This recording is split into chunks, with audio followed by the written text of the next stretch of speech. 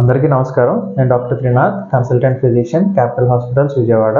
ఈరోజు మనం డయాబెటీస్ యొక్క డిటెక్షన్ అండ్ మేనేజ్మెంట్ గురించి మాట్లాడుకుందాం. డయాబెటీస్ ఈ మధ్యకాలంలో ఎక్కువగా చూస్తున్నాం. ఇది ఎందుకంటే ఎక్కువగా మారిపోతున్న మన లైఫ్ స్టైల్ వల్ల అవ్వచ్చు. ఒకటి, దాన్ని మనం డిటెక్ట్ చేయాలి అంటే టైం టు టైం చెకప్స్ చేయించుకోవాలి.